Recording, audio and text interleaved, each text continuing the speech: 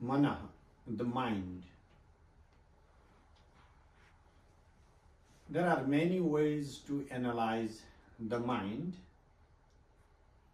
I will simply follow Nishwasa Karika for its categorization of the mind. It says their mind is fourfold, just simply understanding mind in four different states.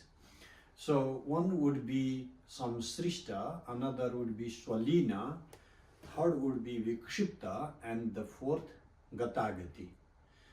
The Samsrishta,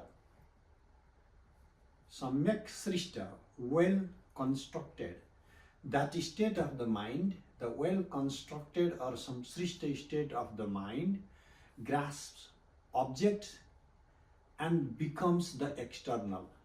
It becomes known, it becomes an object, and it is one with objects. So it's like when I cognize objects, then the mind has to be one with the object for me to cognize object. So that when the mind is identified with the object, that is when we call that samsrishta. So then that is when the jnana is not one with the object. It's like purely objectified, and you are like seeing objects as objects, not as the object of your consciousness, not as like jnana, but as an object. So that is what makes it a samsrishta. And then you have swalina, when the mind returns back to itself, does not go towards object. Then vishayan muktaha, it is defined as unmukta, liberated from objects. Eki bhutaha, a big om, or completely singular, homogenized, and it's as if sushupti, as if in deep sleep state. That is why this is considered swalina. Now we have the vikshipta.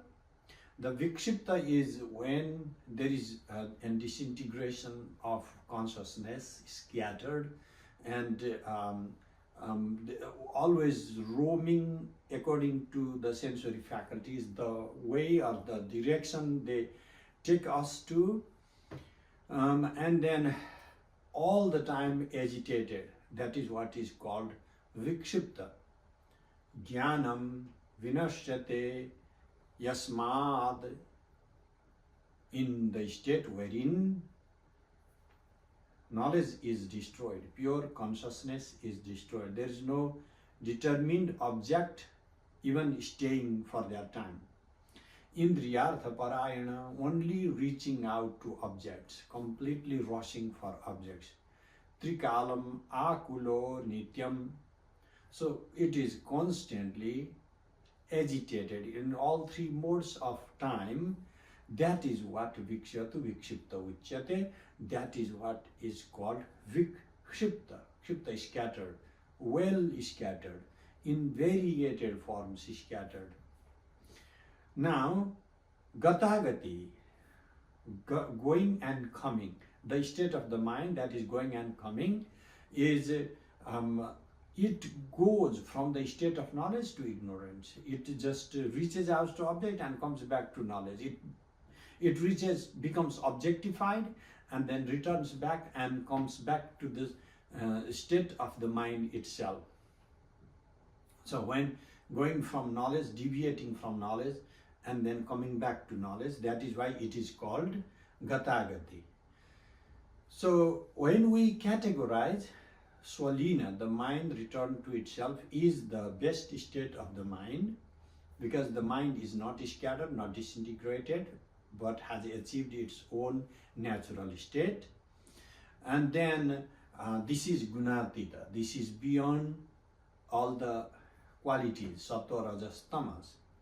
And then madhyama, so the middle one, sattvika, is samsrishta, when it is creating objects and then properly constructed according to objects. That is when we are able to cognize proper things, and that there is a sattva guna. And then when you have Gata Gati, coming and going of the mind, time wise, like sometimes focused on something and other times shifting from something. We call that Gata Gati. And finally, Vikshipta, scattered mind, that is composed of tamas, and that is not good for meditative states. So, in essence, these four stages of the mind, you can compare with the way Yoga Sutra also itemizes. Chipta, Mudha, Vikshipta, Ekagra. These states are to some extent comparable, and I can see that the agamic ideas have been borrowed there also in the construction of yoga commentary.